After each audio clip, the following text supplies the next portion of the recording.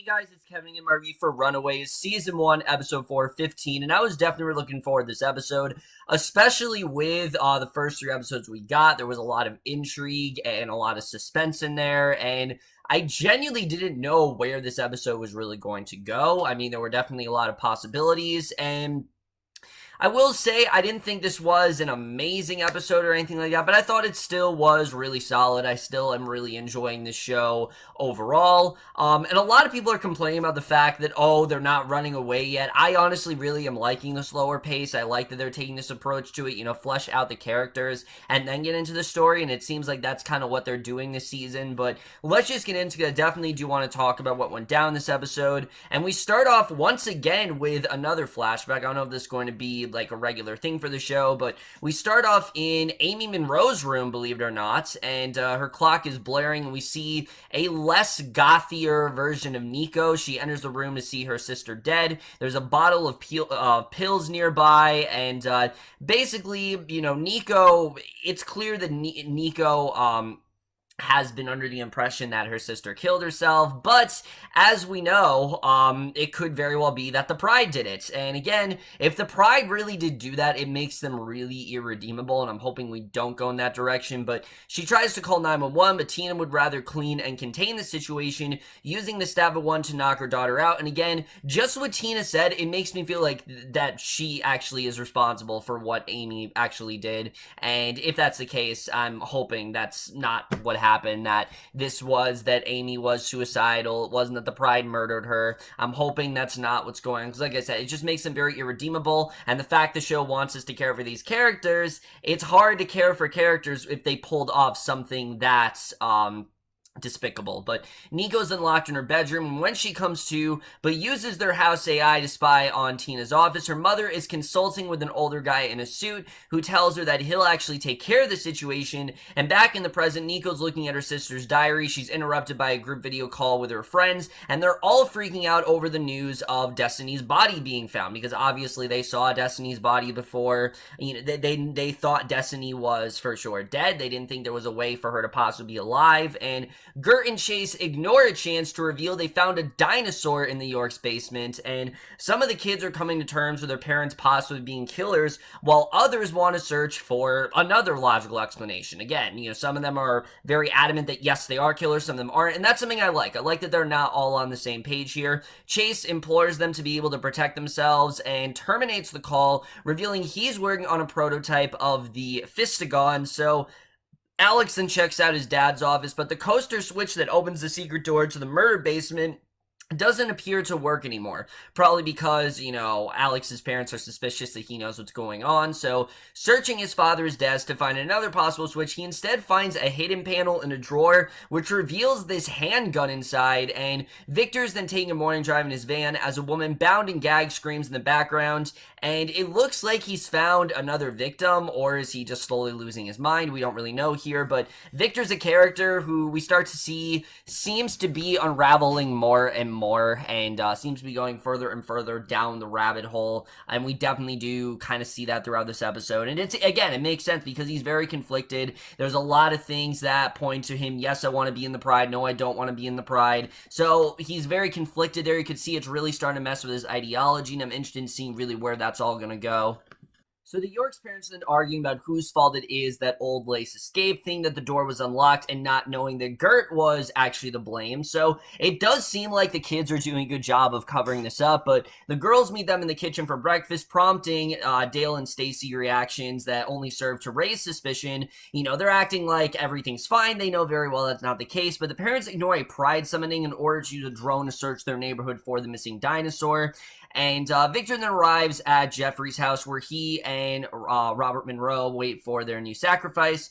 But when Victor opens the back of the van, the person he supposedly captured isn't there for some reason. So he's losing his mind. And again, we don't know what's going on with Victor, obviously. He's really starting to lose it here.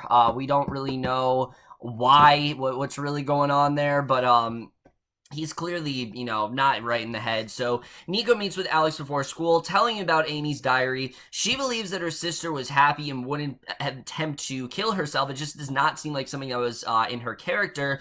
And she thinks it was definitely set up by her mom and Pride. And she wants to go to the police and tell them about Destiny and her sister. And Alex thinks this is a horrible idea because they have no proof and their parents are somewhat the most powerful people in the city. So if they really, do that to them and denounce them as these killers, this could really ruin everything. I mean, they're not just powerful people, to them, they're powerful people within the entire city, and this could really stir up controversy, but he cannot convince her otherwise. So the parents all hand wave Victor's screw up away because they're basically, you can tell that they're just kind of ignoring it, and they send him to retrieve yet another victim for the sacrifice, and Leslie implores him to be quick about because the person in her office is just getting a lot sicker and they need another sacrifice. So Tina then sends Robert along with Victor for the kidnapping jaunt, still spurned about, obviously, what went down in the last episode when he found out, what was going on with Tina. So she goes to guilt the absent Yorks for ignoring their meeting, and basically,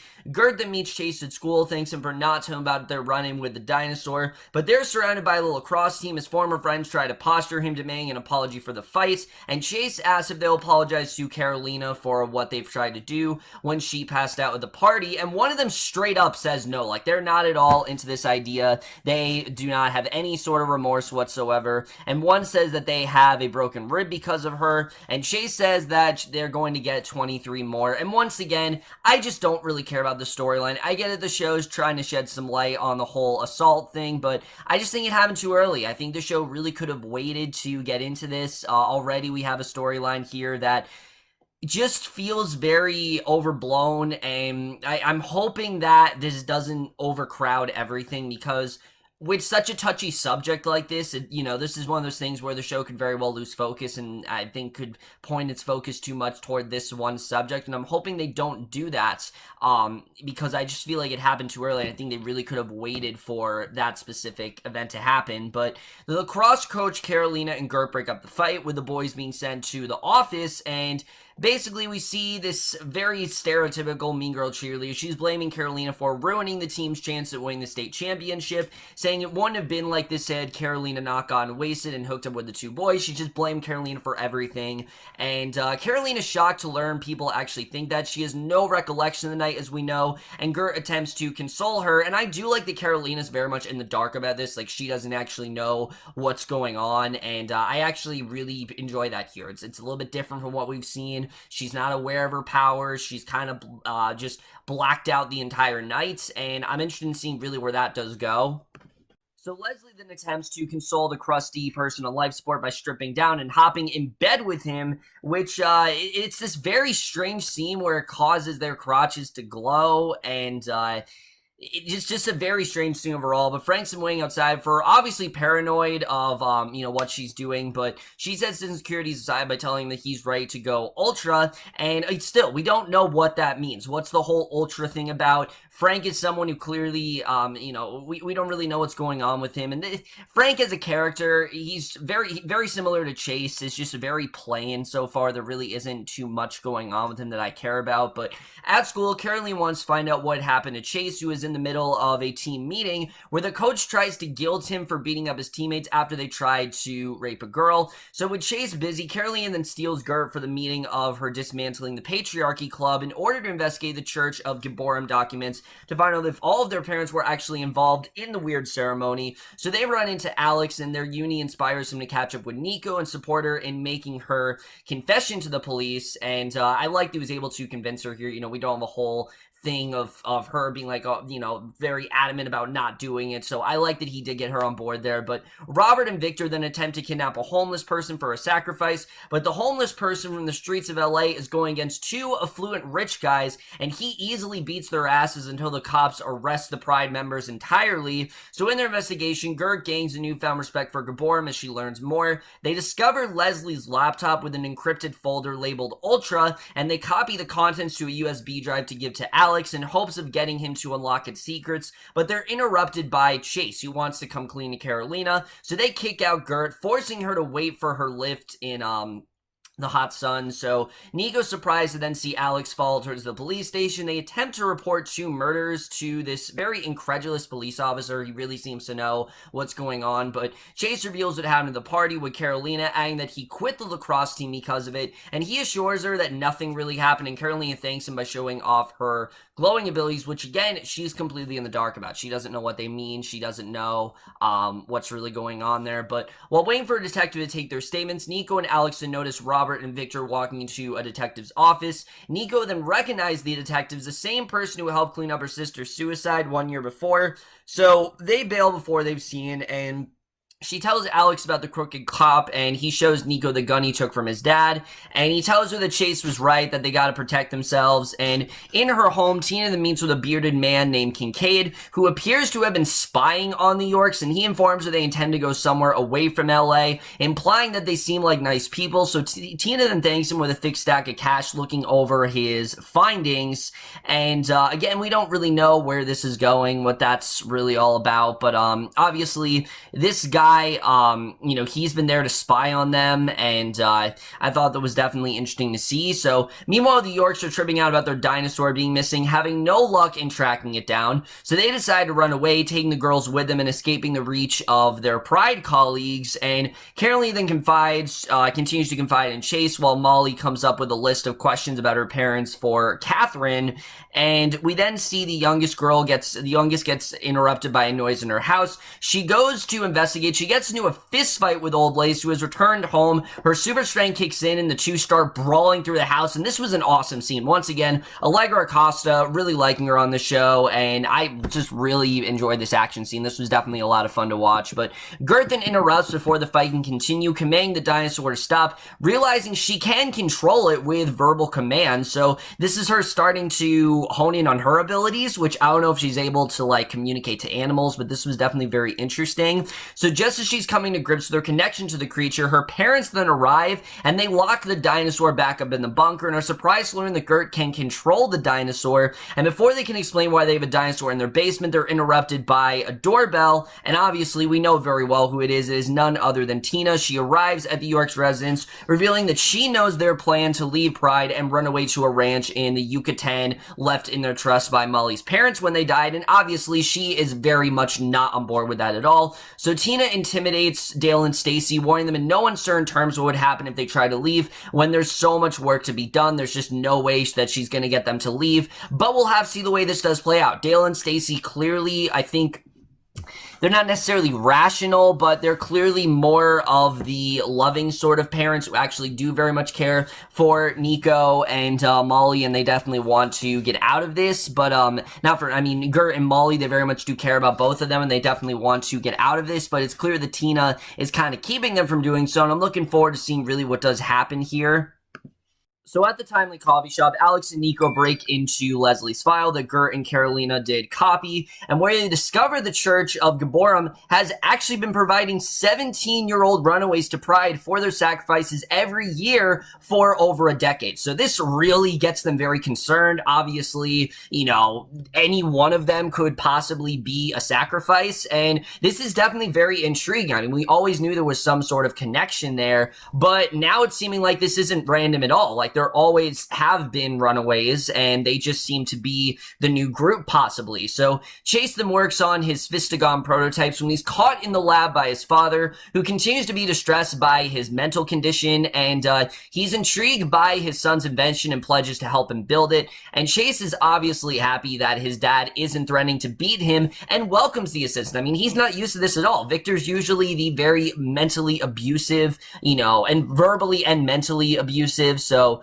and physically as well. You know, he's definitely not used to this at all, and I did think that was definitely interesting to see. I know that's part of Victor's unraveling, but while looking through the list of runaway sacrifices, Nico and Alex don't find any mention of Amy whatsoever, but they do realize Leslie has been finding the teens for the Pride, and basically, you know, she's been locating them ever since. It's been Leslie who's been doing it, and So it doesn't appear that Amy was a sacrifice necessarily, but Leslie is the one who's responsible for it. So Nico calls Caroline to warn her about her parents just as Alex's car alarm starts blaring in the coffee shop parking lot. But when Alex doesn't return, Nico tries to find him only to see him being snatched. He's placed in a black SUV, kidnapped by an unknown assailant, and that is the way this episode ends. So, like I said, guys, a lot of interesting stuff going on here that I definitely do want to talk about. First of all, let's get into what happened with Alex, because, look, I know the show's not going to kill Alex. There's no way whatsoever. You know, Rhenzy Feltz is built as, like, the main character. There isn't really a main character in the show, but he's, like, one of the first, characters we see in the opening credits. So there's no way they're going to kill him off or anything like that. But this definitely is very intriguing. The idea that we now know that these sacrifices are not random at all. These definitely are, select teenagers who are picked for a reason, and they, specifically are the Runaways, and we now know that, this group eventually, they might not be it now, but they're going to become the Runaways. They each have these different abilities, and I do like the way the show's really taking their time with that. I'll get to that in a little bit, but I do think this is very intriguing. It gives us the fear that maybe we're going to lose one of these characters. Maybe they're going to become a sacrifice. Maybe they're going to turn evil, possibly. I mean, there's a lot of possibilities for where they could actually go with that, and that's something I'm honestly really intrigued by, and I just hope the show really takes advantage of them doing that, because I think there's, like I said, a lot of possibilities there, and I'm hoping the show really does take as many creative liberties with that as possible. Now, like I said, I really do love the way that the show is slowly fleshing out all these characters' abilities, especially what we got with Gert in this episode, where Gert just randomly realized that, holy shit, I can actually communicate with this dinosaur, and it knows what I'm saying. Like, she has a connection with it. This is not something we saw before, and I wouldn't say this is like, just random, just randomly thrown in there for Gert. I think this is an ability that she's had. She just hasn't really used it till now, and I think that's something that definitely is very interesting. I'm looking forward to seeing really where that's going to go, and that's something that we really didn't know yet. Molly obviously is very aware of her powers, but then you have someone like Carolina who is completely in the dark about. She has no idea what's going on. Anytime she uses her powers, she just completely blacks out, and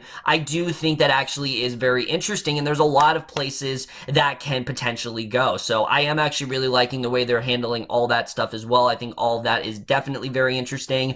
We still don't know about Alex's powers, and we don't know what Chase can do either, but these two definitely do have powers. The fact that we already know that about Nico, Carolina, Molly, and now Gert's powers, I'm willing to bet that Alex and Chase, there definitely is some sort of ability there. They just haven't really used it yet, and I'm looking forward to seeing really what that's all about. But speaking of Chase in general, I am starting to warm up to this character. I think Gregg Sulkin's doing a good job overall, but I do not care about the storyline with Carolina and how she was, like, physically abused, almost sexually assaulted, and he's trying to, get vengeance and stop it from happening. I just don't care. I've seen this so many times. I get it, the show's trying to shed some light on it, but like I said, I just don't think this was really the time for them to do something like that. If they wanted to do it, they could have waited till, I'd say, maybe halfway through the season or even next season. I don't think now was the time to really get into this, especially when we're just now starting to learn about these characters. Having Carolina almost be sexually assaulted in the first episode, I thought was a dumb choice from the start, and if they're gonna continue to just milk this idea, it's gonna get me less and less disinterested in this story, and I don't want that to happen. I want to like Chase, I really do, but the storyline concerning him and Carolina, I just don't care about right now. I care about the fact that Carolina